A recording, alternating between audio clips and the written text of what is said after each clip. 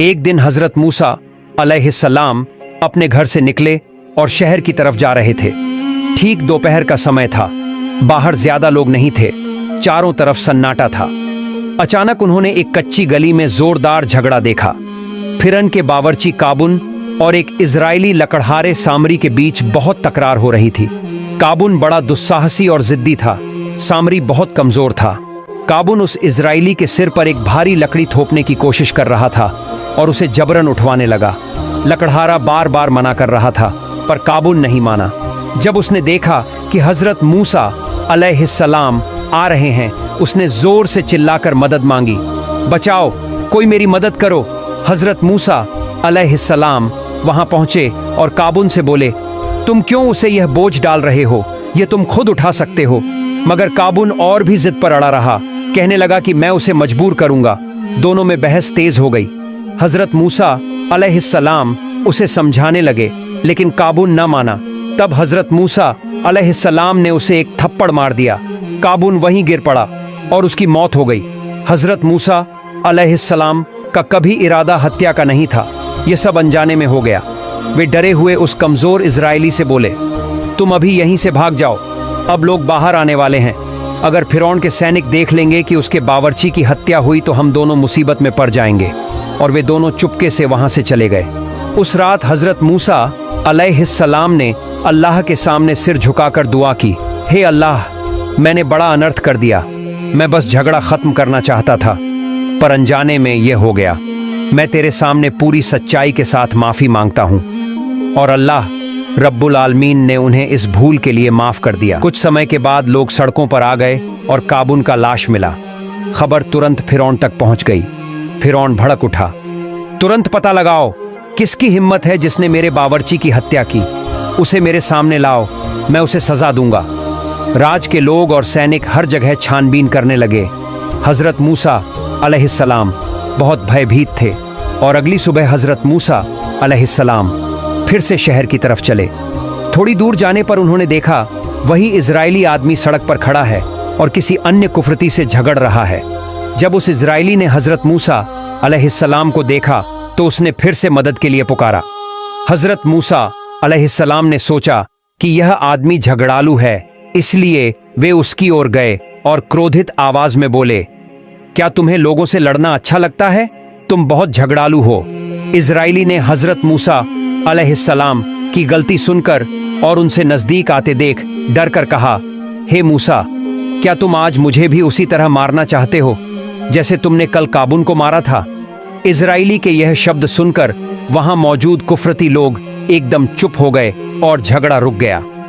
तुरंत ही वे लोग फिरौन के दरबार के पास पहुंचे और बोले, अब हम काबून के हत्यारे का पता लगा चुके हैं। वह कोई और नहीं बल्कि हजरत मूसा अलैहिस्सलाम है। यह खबर सुनकर फिरौन पहले से ही हजरत मूसा अलैहिस्सलाम से बहुत नाराज था और अब उसका गुस्सा और भड़क उठा। फिरौन ने तुरंत अपने सैनिकों को आदेश दिया, तुम जाओ और मूसा को पकड़कर मेरे सामने लाओ।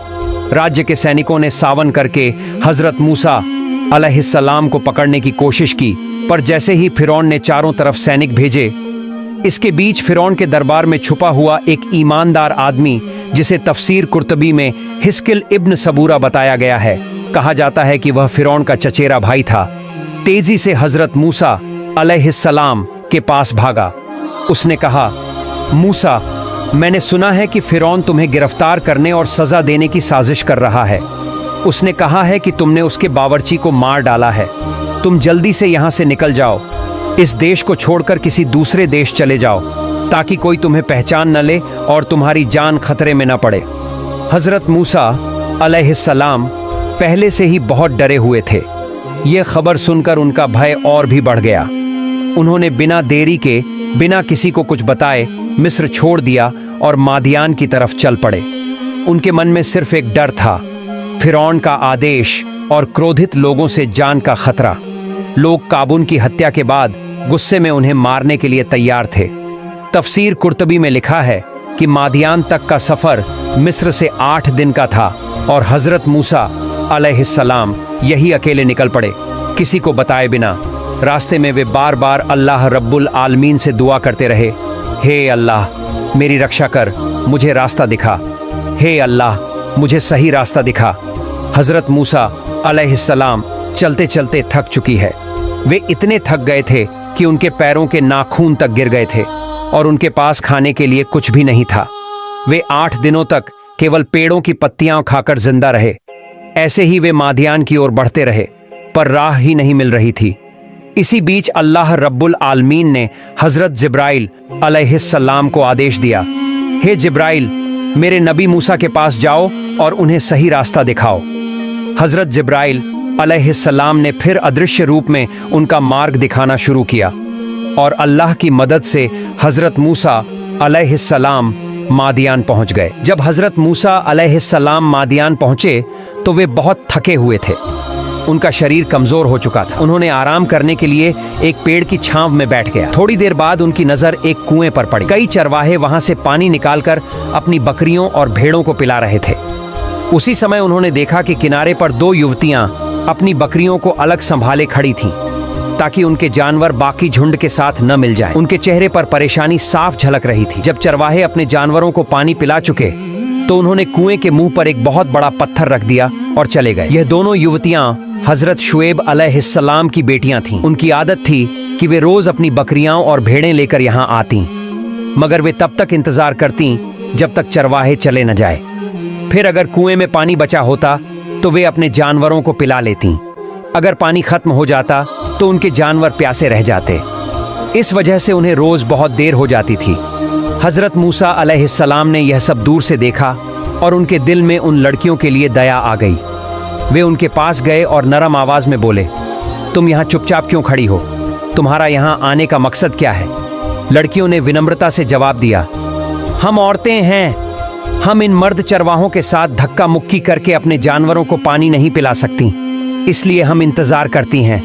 जब वे लोग चले जाते हैं तभी बचे हुए पानी से अपने जानवरों को पिलाते हैं। हमारे पिता बहुत बूढ़े हैं। अगर वे जवान होते तो हमें यह तकलीफ न झेलनी पड़ती। यह सुनकर हजरत मूसा अलैहिस्सलाम ने मुस्कुराते हुए कहा, अगर मैं तुम्हारे लिए कुएं का पत्थर हटा दूं और तुम्हारे जानवरों को ताज़ा पानी पिला दूं तो क्या तुम खुश हो जाओगी? लड़कियों ने हैरानी से देखा और बोलीं, यह तो मुमकिन नहीं है। कुएं के मुंह पर रखा यह पत्थर बहुत बड़ा है। इसे हटाने के लिए 10 लोगों की जरूरत पड़ती है और आप अकेले यह कैसे कर सकते हैं?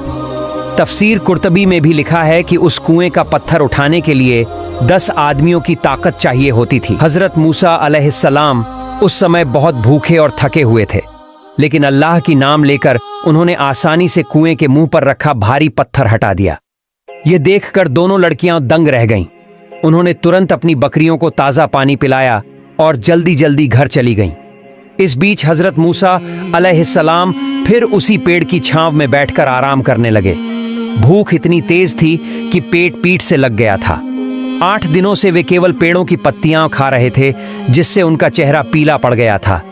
तब उन्होंने हाथ उठाकर दुआ की, ऐ अल्लाह, मैं तेरी रहमत का मोहताज हूं, तू मेरी मदद कर। उल्मा बताते हैं कि इस दुआ में हजरत मूसा अलैहिस्सलाम ने खाना मांगा और अल्लाह ने उनकी दुआ कबूल की। उधर हजरत शुएब अलैहिस्सलाम की दोनों बेटियां आज पहले से बहुत जल्दी घर लौट आईं।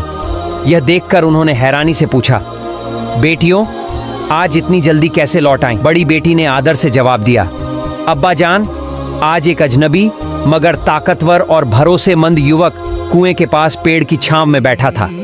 उसी ने अकेले ही बड़ा पत्थर हटा दिया और हमारी बकरियों को साफ और ताज़ा पानी पिला दिया। आज हमें कोई मेहनत नहीं करनी पड़ी, इसलिए हम जल्दी लौट आए।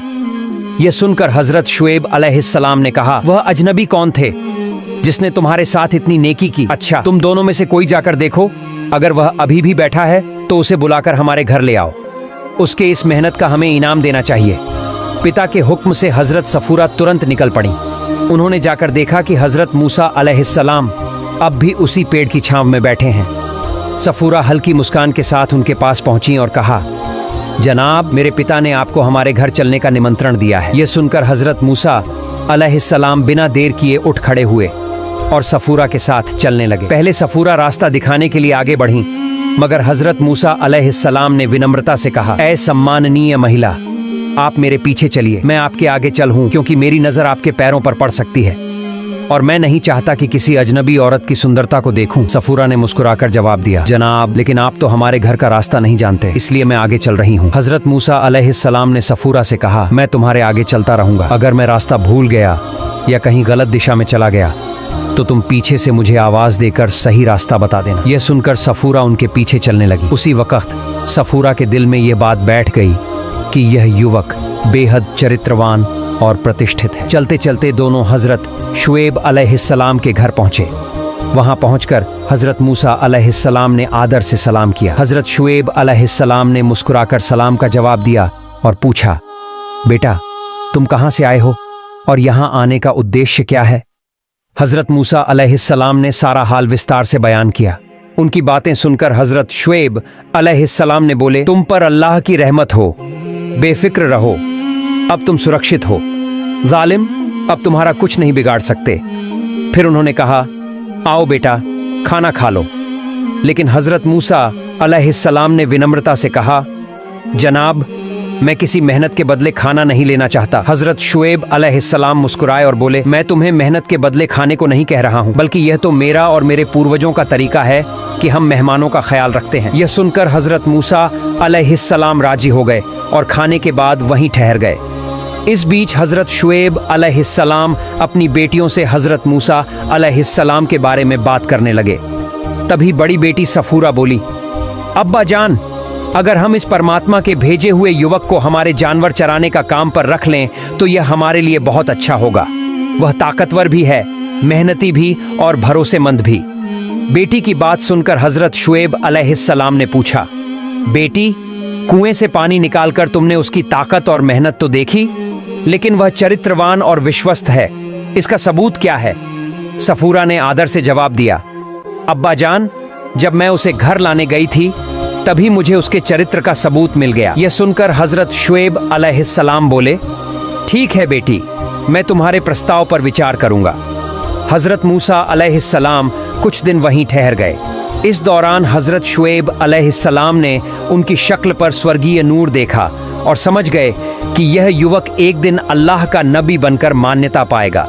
फिर एक दिन हजरत शुएब अलैहिस्सलाम ने कहा, ए मूसा, मैं तुम्हें अपनी बड़ी बेटी सफूरा से निकाह शादी करने की पेशकश करता हूँ। हजरत मूसा अलैहिस्सलाम ने खुशी से इस प्रस्ताव को स्वीकार किया, लेकिन वे थोड़े चिंतित होकर बोले, मेरे पास शादी के मेहर की अदायगी के लिए कोई सामान नहीं है। हजरत शुएब अलैहिस्सलाम ने कहा, तुम एक काम करो, हमारे यहाँ 8 साल काम कर दो।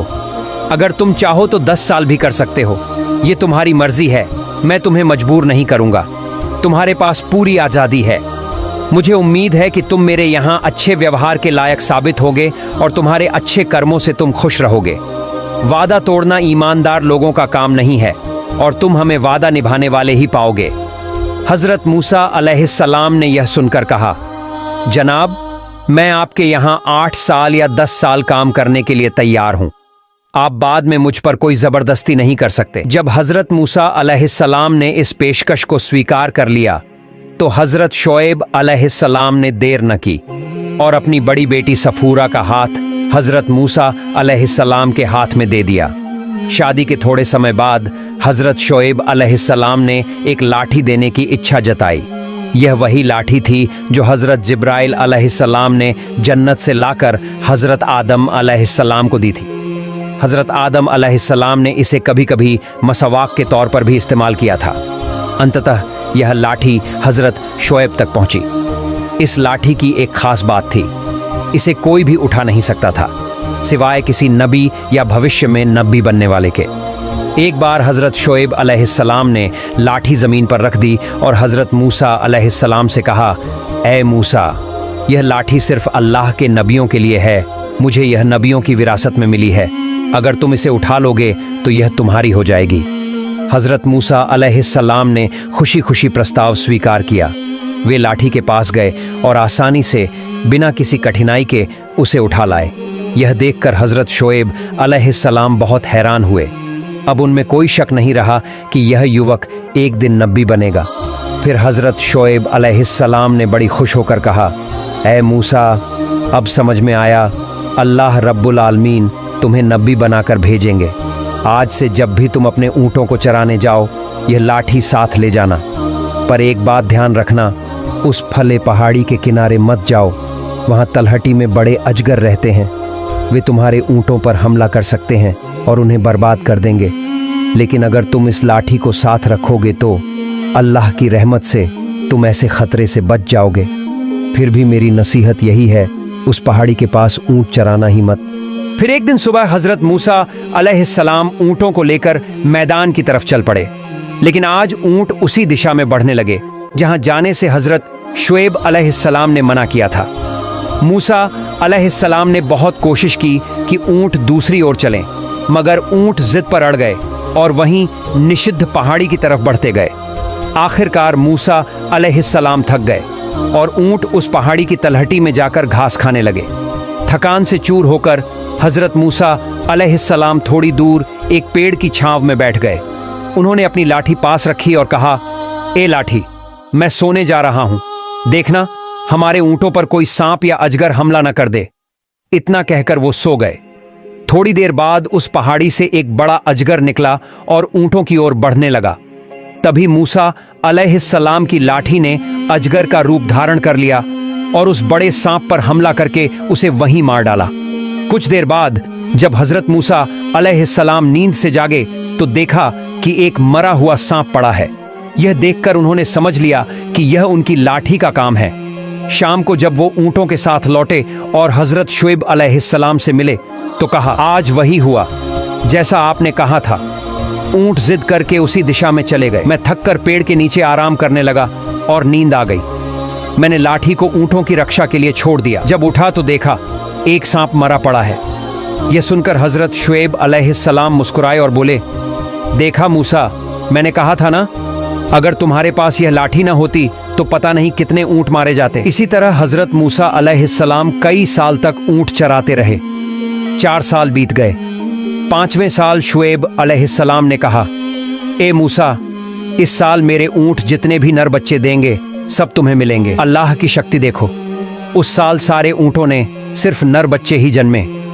अगले साल शुएब अलैहिस्सलाम ने फिर कहा, इस बार जितनी भी ऊंटियां मादा बच्चे देंगी सब तुम्हें मिलेंगे। और अल्लाह की करामात देखो, उस साल सारे ऊंटों ने मादा बच्चे ही दिए।